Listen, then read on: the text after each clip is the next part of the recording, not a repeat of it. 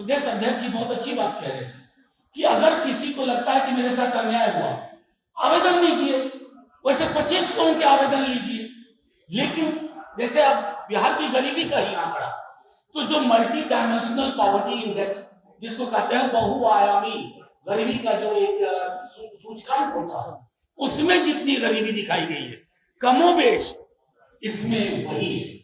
राष्ट्रीय जनता दल का मानना है कि आरक्षण के दायरे को फौरी तौर पर 70% किया जाए और उसी अनुपात में आप रिविजिट करिए SC ST रिजर्वेशन, क्योंकि बार बार लोग कहते हैं ना कि अरे सबका विकास होगा, तो कहां हुआ, क्यों नहीं दिखते हैं? क्या उन्हें दिखना नहीं चाहिए? क्या उनकी मौजूदगी नहीं होनी चाहिए?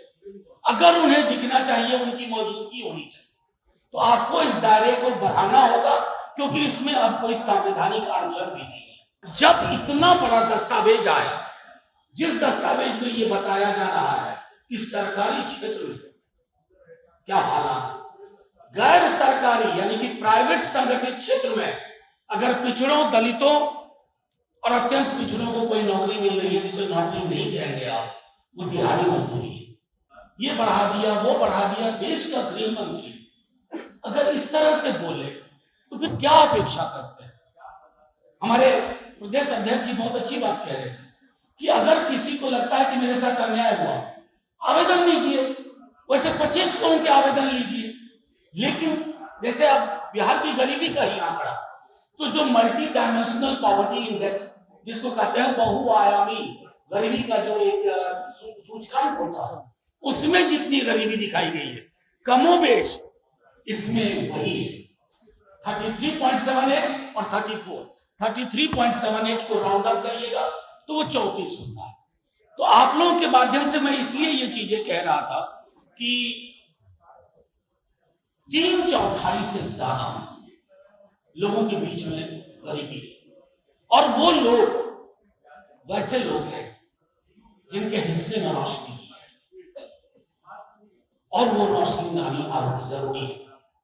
राष्ट्रीय जनता दल का मानना है कि आरक्षण के दायरे को फौरी तौर पर 70% किया जाए और उसी अनुपात में आप रिविजिट करिए SC ST रिजर्वेशन, क्योंकि बार बार लोग कहते हैं ना कि अरे सबका विकास होगा, तो कहां हुआ, क्यों नहीं दिखते हैं?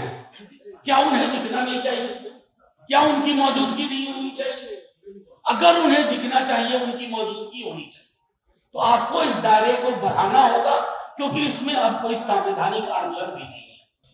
मैं उद्धृत करना चाहता हूं माननीय सर्वोच्च न्यायालय को, जब 10% EWS पे उनकी जिरह हो रही थी, उन्होंने कहा कि अब इंदिरा शाही जजमेंट और बालाजी जजमेंट का कोई मतलब नहीं है, क्योंकि सीलिंग क्रॉस होगी। 49.5 को आपने 59.5 कर दिया। जब इतना बड़ा दस्तावेज आया, जिस दस्तावेज में ये बताया जा रहा है कि सरकारी क्षेत्र में क्या हालात, गैर सरकारी यानी कि प्राइवेट संगठित क्षेत्र में अगर पिछड़ों, दलितों और अत्यंत पिछड़ों को कोई नौकरी मिल रही है, जिसे नौकरी नहीं कहेंगे आप, वो दिहाड़ी मजदूरी है। उनकी आबादी दिहाड़ी मजदूरी में है, ना कि संगठित क्षेत्र में, प्राइवेट में या सरकारी में।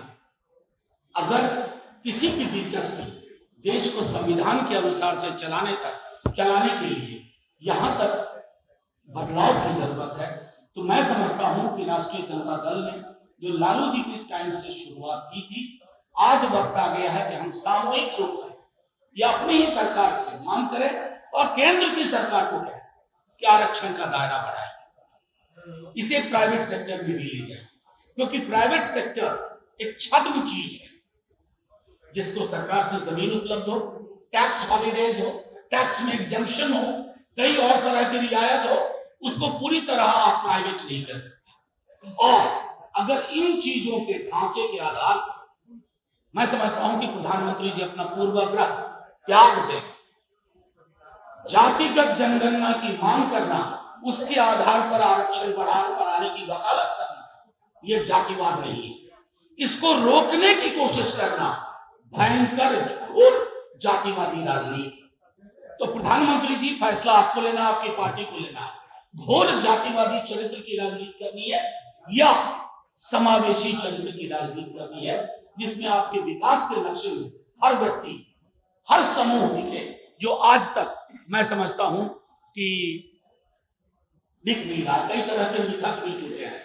हम आखिरी एक टिप्पणी करके खत्म करूंगा। कई तरह के मिथक टूटे हैं दिल्ली में, फलानी जगह, यहाँ भी, कि अरे यादव, कुर्मी, ये लोगों ने सब ले लिया वगैरह वगैरह। ये आंकड़ा कर लिया,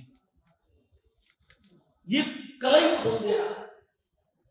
वही ने कहा कि जो दिखाया जाता है वो सच नहीं होता, और जो दिखता है उसका आंकड़ा बड़ा नहीं होता। जो नहीं दिखता है उसका आंकड़ा बड़ा होता है। 90 को 10 से दुश्मनी नहीं है, समन्वय की राजनीति होगी, लेकिन 10 को भी ये स्वीकार करना होगा कि 90 की हकीकत को सबसे पहले एड्रेस करने की जरूरत है, उसको संभालने की जरूरत है, उसको आधार देने की जरूरत है। भूमिहीनों का आंकड़ा नहीं, मतलब मैं इसमें से कुछ आंकड़े आपके समझ ला रहा हूं।